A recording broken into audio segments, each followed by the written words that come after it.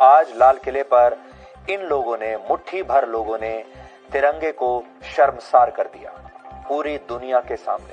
आप देख सकते हैं, ये ट्रैक्टर नहीं थे, इन्हें टैंक बना दिया गया था। ट्रैक्टरों को हथियार की तरह इस्तेमाल किया गया। इसके बाद जब आपके बच्चे, छोटे बच्चे भी कभी ट्रैक्टर को देखेंगे दूर से भी सड़क पर, तो उनके मन में एक डर का भाव आएगा कि ये ट्रैक्टर कहीं उनके ऊपर ना चढ़ जाए। अपने कर्तव्यों को भूलकर ये सारे वो लोग हैं जो सिर्फ अधिकारों की मांग कर रहे हैं, और इनका जवाब भी भारत के नागरिक ही दे सकते हैं, यानी आप लोग ही दे सकते हैं।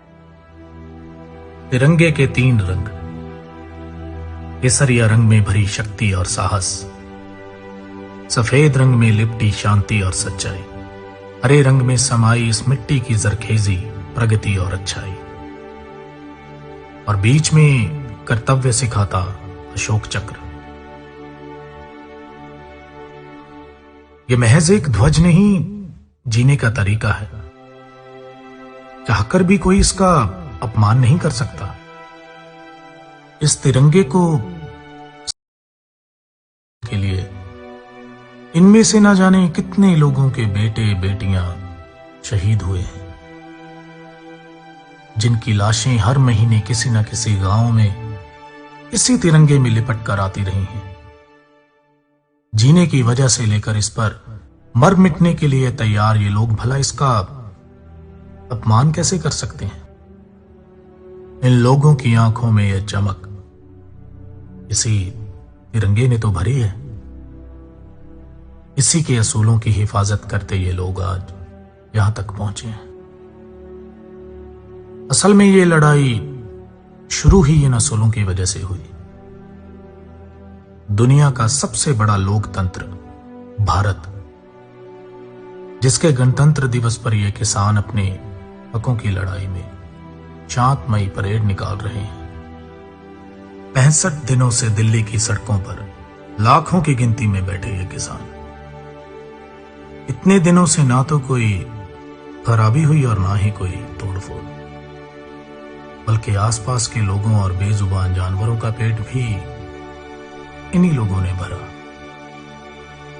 इस बात को नामंजूर नहीं किया जा सकता कि कुछ गरम ख्याली लोगों ने इस लहर की प्रतिष्ठा और आबरू को नजरअंदाज करके इस आंदोलन के विपरीत लोगों को समर्थन जरूर दिया है। मगर सवाल तो यह है कि ये सब आज ही के दिन क्यों? क्या सरकार इस बात को जानती नहीं थी या जानबूझकर इस बात का इंतजार कर रही थी कि कुछ ऐसा हो और इस लड़ाई में बाधा डाली जा सके? और जरा सोचिए, इस सब का फायदा किसको होगा? क्या किसान खुद चाहेंगे कि लोग इस लहर से टूट जाएं? क्या वो चाहेंगे कि जो ये सरकार ढूंढ रही है वो थाली में परोस के दे दिया जाए? इन सब चीजों का नुकसान इस आंदोलन को ही है, तो कोई भी भला अपना नुकसान खुद ही क्यों करेगा? इस बात को जरा सोचिए और समझिए। तकरीबन 90% किसान अपने तय किए हुए रास्ते पर ही थे, लेकिन किसी भी नेशनल मीडिया चैनल ने यह बात नहीं दिखाई, और जो कुछ बाकी 10% लोगों ने किया उसे भी बाखूबी तोड़ मरोड़ के पेश किया गया। हिंसा, दंगे, फसाद, ये सब कुछ आप पहले भी सुन चुके हैं, लेकिन इस बार ना तो कोई दुकान लूटी और ना ही कोई इज्जत बेआबरू हुई, बल्कि किसी भी आम इंसान को एक खरोंच तक नहीं आई। ज्यादातर टीवी चैनल्स की हेडलाइन ऐसी थी जैसे पहले से सोच के ही बनाई गई हो। किसी ने नहीं दिखाया कि कितने शांतिपूर्ण तरीके से दिल्ली की सड़कों पे लाखों की गिनती में ये किसान बिना किसी को नुकसान पहुंचाए तिरंगे के साथ किसानी झंडे पकड़कर अपनी हकों की आवाज और बुलंद कर रहे थे। सिर्फ एक तरफा कहानी देखकर अगर कोई अंदाजा ना लगाया जाए तो बेहतर है, लेकिन इस सब के बावजूद बदला तो कुछ नहीं। ना ही इस आंदोलन का लक्ष्य, ना इन कृषि कानूनों को रद्द करने की मांग, ना ही इन सब के अंदर की आग।